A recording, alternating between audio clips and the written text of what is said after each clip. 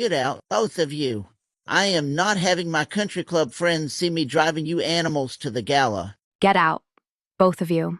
I am not having my country club friends see me driving you animals to the gala, Victoria spat, the veins in her neck straining against her diamond choker, her knuckles white as she gripped the steering wheel of her pristine white Range Rover. Outside, Interstate 95 was a chaotic blur of torrential, blinding rain and the deafening roar of semi-trucks barreling past in the fading twilight. 14-year-old Marcus did not cry. He did not beg. He slowly unbuckled his seatbelt, his face an unreadable mask of absolute, terrifying calm, and reached for his 12-year-old sister Maya's hand. He pulled her worn, second-hand windbreaker tighter around her narrow shoulders, stepped out into the freezing deluge, and quietly closed the heavy car door without slamming it. Victoria didn't know it yet, but that single, quiet click of the car door shutting was the sound of her $40 million empire, her social standing, and her entire legal freedom, permanently evaporating into the Florida rain. But to understand how a woman who believed she held all the power in the world ended up facing a judge with nothing but the clothes on her back, you have to go back to a chipped ceramic mug, a faded canvas jacket, and a promise made in a hospital room 15 years ago. Long before the flashbulbs, the police sirens, and the devastating financial ruin of the Sterling Vanguard estate, there was just David. David Washington did not look like a man who could dismantle a dynasty with a single text message. If you saw him walking down the street, you would see a tall, broad-shouldered black man in his early 40s, his hands rough and calloused, wearing a faded olive-green mechanic's jacket that had seen better decades, and scuffed leather work boots. You would not see the man who quietly owned 80% of the commercial real estate in the county. You would not see the silent founder of a logistics software empire that moved trillions of dollars in global freight. David's mornings always began the same way, long before the sun breached the horizon. At 4:30 a.m., in the cavernous, silent kitchen of his heavily secured, brutally minimalist compound on the edge of the city, he did not summon a private chef. He stood alone in the dim light, the smell of jasmine and damp earth drifting through the open window, and brewed cheap, bitter, store-bought coffee. He poured it into a chipped, yellow ceramic mug that had belonged to his mother.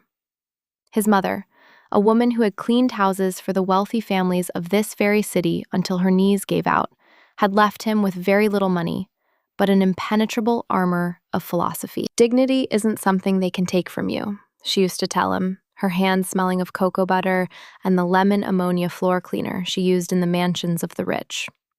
Dignity is something you simply refuse to hand over. Let them have their noise. You keep your quiet. That quote was the spine of David's entire existence. It was the code that allowed him to build an empire in boardrooms where men in tailored Italian suits looked at his dark skin and working-class cadence and assumed he was the help. Right up until the moment he legally acquired their companies and dissolved their boards. But there was a wound in David's quiet life, a jagged, bleeding edge that all his billions could not heal. His sister, Sarah. Sarah had passed away 8 years ago from a sudden, aggressive illness. She had left behind twins, Marcus and Maya. Through a labyrinthine, brutal, and racially biased legal battle that still haunted David's nightmares, custody of the children had not gone to David, who at the time was just starting his company and living in a one-bedroom apartment, but to the twins' biological father, Richard Vanguard. Richard was the heir to the Vanguard shipping fortune. He was a man of immense generational wealth, staggering arrogance, and profound weakness. He had married Sarah in a brief, scandalous rebellion against his family, but abandoned her when the twins were toddlers. When Sarah died, Richard suddenly wanted the children back, not out of love, but because a morality clause in his grandfather's trust required him to maintain a stable family unit to access his inheritance. And then, 3 years ago, Richard married Victoria. Victoria Vanguard was a creature constructed entirely of sharp edges, inherited wealth, and deeply ingrained visceral bigotry. She was a woman who mistook surface for substance, measuring human worth by the brand of a watch, the zip code of a residence, and the color of a person's skin. To Victoria, Marcus and Maya were not children. They were props. They were living, breathing reminders of her husband's shameful past. They were a stain on her perfectly curated, exclusively white, hyper-wealthy existence in the gated community of Oak Ridge Estates. The sensory details of the twins' daily lives were a study in cruelty. While Victoria draped herself in silk and smelled of expensive sandalwood perfume and vintage champagne, the twins were relegated to the dusty, unheated guest quarters above the detached garage. They were given a meager allowance that forced them to wear worn clothes and secondhand shoes.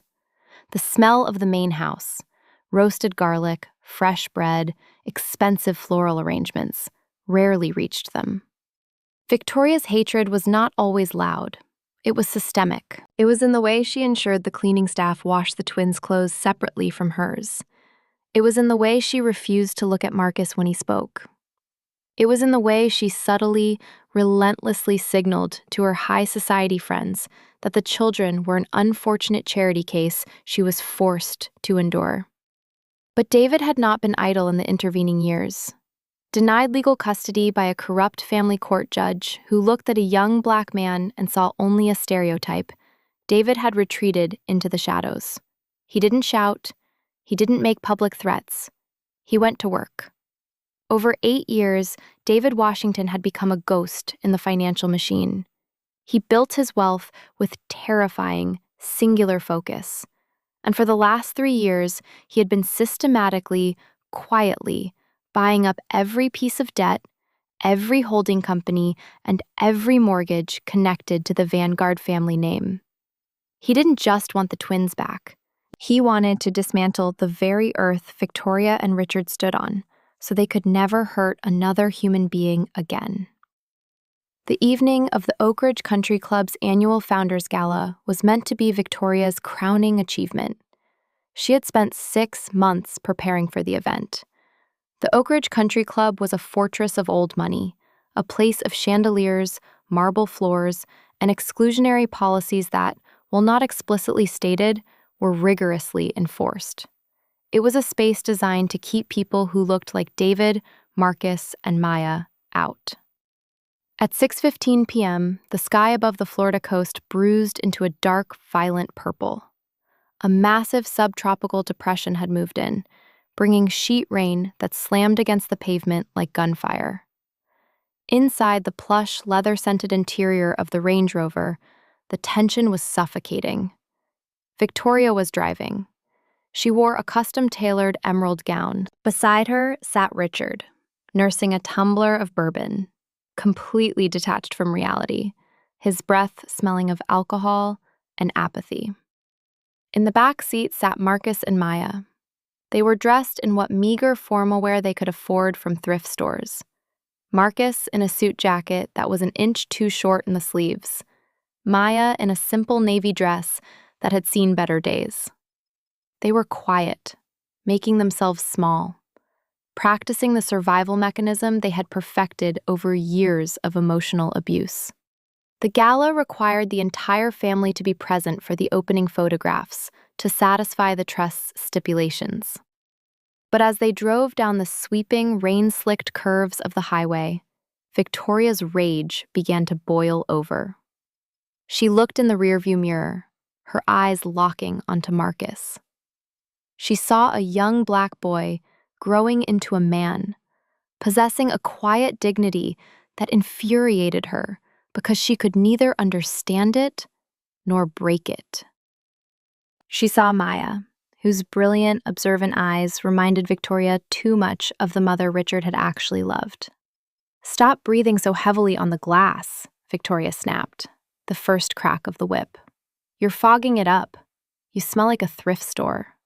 "Leave them alone, Vic," Richard muttered weakly, taking another sip of his bourbon. "Don't tell me to leave them alone," she erupted, her voice turning shrill, cutting through the sound of the rain. "I spend my life organizing this gala. The governor is going to be there, the board of directors, and I have to parade in with these two dragging behind me like stray dogs. We aren't doing anything, Victoria, Marcus said. His voice was calm, measured. He did not raise his tone. That calmness was the trigger. To a woman who demands submission, calm is the ultimate defiance. Victoria slammed on the brakes.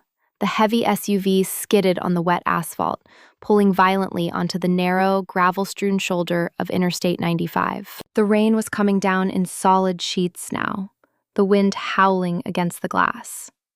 "Get out," she hissed, twisting in her seat to face them. "Victoria, it's a hurricane out there, for God's sake," Richard slurred, half-heartedly reaching for her arm. She shook him off with a vicious jerk. "I said get out, both of you. I am not having my country club friends see me driving you animals to the gala," she spat. "You don't belong in my world. You never have. I will tell the photographer you were sick. Now get out of my car before I call the police and tell them you threatened me."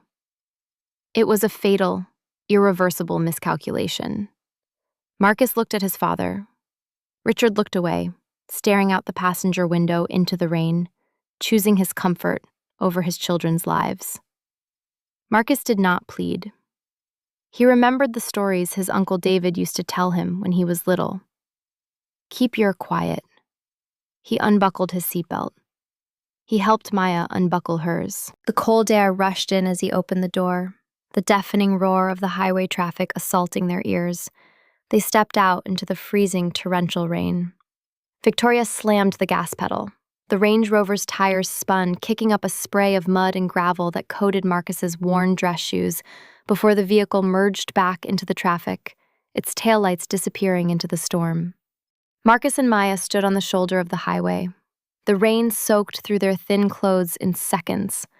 The physical sensation was agonizing, the cold biting into their skin, the sheer force of the wind pushing them toward the muddy ditch. Cars blew past at 70 miles an hour, sending walls of dirty water crashing over them. People saw them. Oh, people definitely saw them. A woman in a silver Lexus slowed down, her face pressed to the glass.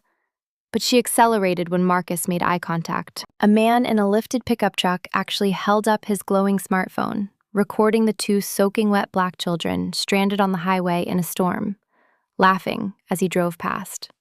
Complicity was everywhere. It was a catalog of looking away. Marcus pulled Maya tight against his chest, shielding her from the wind, standing as tall as he could. He was preparing to walk the 3 miles to the next exit when the headlights cut through the gloom. They were not the harsh halogen lights of a passing truck. They were the distinct, elegant LED beams of a phantom black Rolls-Royce Phantom. The massive vehicle glided to a halt on the shoulder, completely ignoring the danger of the traffic. The passenger door opened. David Washington sat in the driver's seat. He was wearing his faded green mechanic's jacket. The contrast between the staggering, bespoke luxury of the $500,000 vehicle and the worn, working-class appearance of the man driving it was stark. "Get in," David said. His voice was like a deep, resonant bell. Marcus and Maya scrambled into the back seat, sinking into the plush, heated leather. They were shivering violently, their teeth chattering. David didn't ask what happened. He didn't need to. He saw the mud. He saw the trajectory of the tire tracks. He looked at the dashboard clock. It was 6:42 p.m. He reached into the glove compartment, pulled out 2 thick, heated cashmere blankets, and handed them back to the children. Then, he picked up his phone. He didn't call the police. He sent a single, one-word text message to his lead attorney, Grace Anderson. "Execute." "Uncle David," Marcus whispered, his voice trembling from the cold. "She left us." David looked at his nephew in the rearview mirror. A vein throbbed visibly on the side of David's neck, the only physical manifestation of the volcanic rage burning inside him. "I know," David said quietly. "Are you warm?" "Yes," Maya said softly. "Good," David said. He put the Rolls-Royce into gear. "We are going to a party." 12 minutes later, the Rolls-Royce pulled up to the soaring classical columns of the Oak Ridge Country Club. The entrance was a flurry of valets with massive umbrellas, holding doors for billionaires, politicians, and socialites dressed in haute couture. The air smelled of expensive rain, cigar smoke, and exclusivity. When David's Phantom pulled into the circular driveway, the valets immediately rushed forward, expecting a foreign dignitary or a hedge fund CEO. When David stepped out, wearing his faded canvas jacket, water-stained work boots, and a blank, terrifying expression, the valets froze. When he opened the rear door and pulled out two soaking wet, mud-stained black children wrapped in blankets, the murmurs began. David walked up the wide marble steps. Marcus and Maya walked beside him, flanked by his massive presence. Inside the grand foyer, under a glittering Swarovski crystal chandelier, Victoria Vanguard was holding court. She was posing for photos with the mayor, a flute of champagne in her hand, smiling a practiced, brilliant smile. Then, the heavy oak doors opened. The room, filled with 200 of the city's most powerful people, slowly ground to a halt. The clinking of ice in water glasses ceased. The string quartet in the corner faltered and stopped. David stood in the doorway, rain dripping from his jacket onto the pristine, imported Italian marble floor. Victoria turned. When she saw the twins, the color completely drained from her face.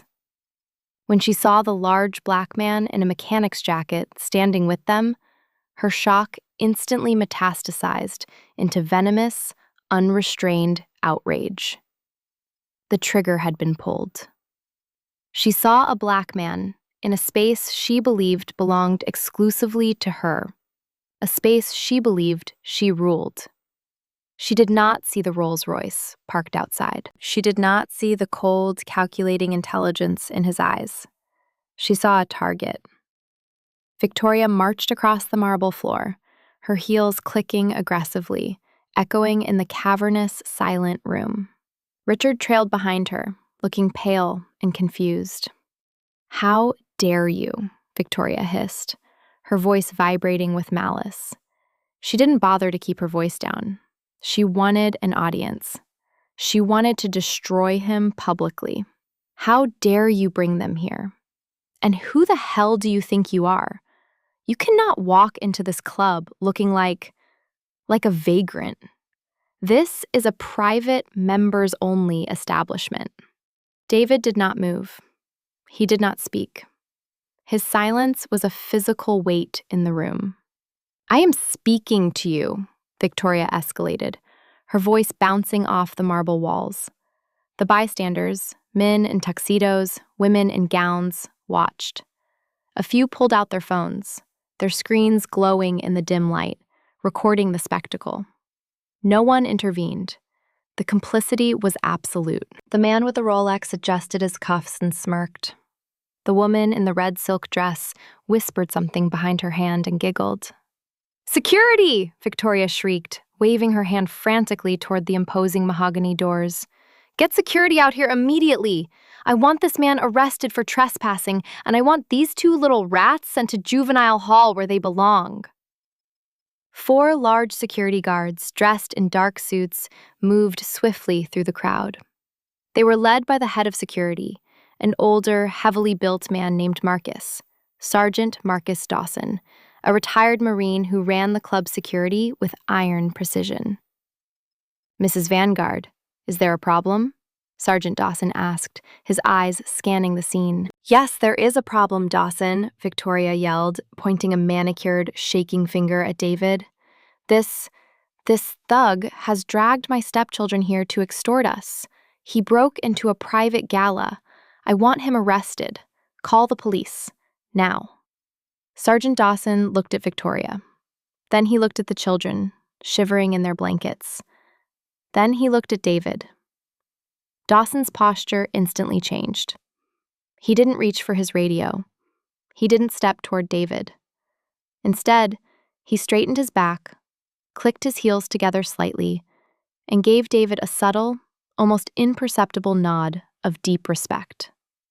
"Mrs. Vanguard," Dawson said, his voice flat and devoid of emotion, "I will not be calling the police." Victoria gasped, taking a step back as if she had been slapped. "Excuse me? I am a legacy member of this club. My husband's family built this place. You will do exactly as I say, or you will be standing in the unemployment line by morning." David slowly reached into the pocket of his faded jacket. The movement was so deliberate, so lacking in threat, that no one moved to stop him. He pulled out a sleek, black smartphone. He pressed a button on the side to ensure it was recording, held it casually at his side, and finally spoke. "Victoria Vanguard," David said. His voice was not loud, but it carried an authority so absolute, so structurally undeniable, that it seemed to make the chandelier rattle. "On the record, in front of these witnesses, did you abandon these two children on the shoulder of Interstate 95 in a severe storm approximately 22 minutes ago?" "I don't have to answer to you, you piece of garbage," Victoria screamed, completely losing her composure, doubling down in front of her peers. "They are entirely my legal responsibility, and I can put them out of my car whenever I see fit. Now get out of my sight before I have you destroyed." "Thank you," David said calmly. He tapped the screen of his phone once. Blue and red lights suddenly exploded against the massive floor-to-ceiling windows of the foyer. It wasn't one police cruiser. It was 6. They surrounded the entrance, their sirens cutting off as they parked in a blockade formation, trapping Victoria's Range Rover and every other car in the valet circle. Victoria let out a triumphant, ugly laugh. "You see? The police are here. You're going to jail, you arrogant fool. You thought you could intimidate me?" The heavy oak doors swung open again. Half a dozen uniformed police officers entered, led by the chief of police himself, a stern, gray-haired man named Chief Harrison. Flanking the chief was a tall, sharply dressed woman in a pristine white suit, carrying a thick leather briefcase. Grace Anderson, David's lead attorney. Victoria rushed toward the chief. "Chief Harrison, thank God. Arrest this man immediately. He broke in here. He's harassing my family. Step back, Mrs. Vanguard," Chief Harrison commanded, his voice cracking like a whip. He didn't even look at her. He walked directly past her, his boots heavy on the marble, and stopped in front of David. The chief of police extended his hand. "Mr. Washington," Chief Harrison said, his tone incredibly deferential. "We received the files from your legal team. Units are already at the estate, securing the premises." David shook the chief's hand. "Thank you, Chief." The room went into a state of absolute, breathless paralysis. The silence was so profound, you could hear the rain lashing against the glass outside. Victoria froze. Her mouth hung open. She looked from the chief to David, her mind violently rejecting the reality unfolding in front of her. "Mr. Washington?" Victoria stammered, the arrogant sneer melting off her face, replaced by a creeping, icy terror. "Chief, what are you doing? He's a nobody. Look at him." Grace Anderson, the attorney, stepped forward. She unlatched her briefcase. The click of the metal clasps sounded like a guillotine dropping. "Mrs. Vanguard," Grace said clearly, ensuring her voice reached the back of the room. "My name is Grace Anderson. I represent the Vanguard Sterling Holding Corporation." "There is no such thing," Richard slurred, stepping forward unsteadily. "It's the Vanguard Trust. I am the sole beneficiary." Grace pulled out a massive stack of legal documents, heavily stamped and notarized. "As of 4 p.m. this afternoon," Grace announced to the room, "the Vanguard Trust defaulted on 3 massive, leveraged collateral loans. Loans that were quietly purchased 18 months ago by my client. Because of your failure to meet the margin call, My client has executed a hostile, complete acquisition of your assets. The trust is dissolved. Richard Vanguard dropped his tumbler of bourbon. The crystal shattered on the marble floor, the sound echoing like a gunshot. Furthermore, Grace continued, her voice devoid of mercy, my client is the majority shareholder of the real estate conglomerate that owns the land beneath the Oak Ridge Country Club. He owns the debt on your primary residence. He owns the title to your vehicles. Grace paused, turning to look directly into Victoria's wide, terrified eyes. This is David Washington, Grace said, delivering the revelation that would burn Victoria's world to ash. He is the founder and CEO of Washington Global. He is worth roughly $4.2 billion. He owns this building. He owns your home. And he is Marcus and Maya's biological uncle. The physical deterioration of Victoria Vanguard was instantaneous and spectacular. The color drained entirely from her face, leaving her a sickly, chalky white. Her knees literally buckled, forcing her to grab Richard's arm to keep from collapsing onto the marble. The friends who had been standing near her, the woman in the red dress, the man with the Rolex, subtly but rapidly took several steps backward, distancing themselves from the blast radius of her ruin. David Washington took one step forward. When he spoke, he did not shout. He did not wave his hands. His voice was a calm, devastating, surgical strike of moral and literal authority. You walked into my home, David said, his voice echoing off the walls, dissecting the silence. You drank my champagne.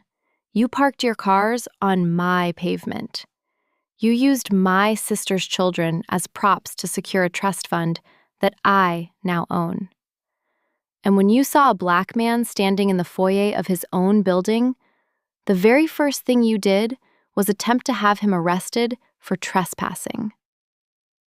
Victoria opened her mouth to speak, to beg, to frame it as a misunderstanding, but no sound came out. You left my blood on the side of a highway in a hurricane, David continued, his eyes locking onto hers, stripping away every ounce of her fabricated superiority. You looked at their worn clothes and my rough hands, and you assumed we were powerless. You assumed the world would always take your word over our existence. David looked at the crowd of wealthy bystanders, his gaze sweeping over the people who had laughed, who had pulled out their phones. Many of them suddenly found the floor incredibly interesting, unable to meet his eyes. I didn't yell, I didn't beg, David said, delivering the final, fatal blow. You announced your cruelty to the world. I just bought the stage you stood on. He turned to Chief Harrison. Chief, David said calmly, Mrs. Vanguard just confessed, on tape, to abandoning 2 minors on Interstate 95 during a state of emergency.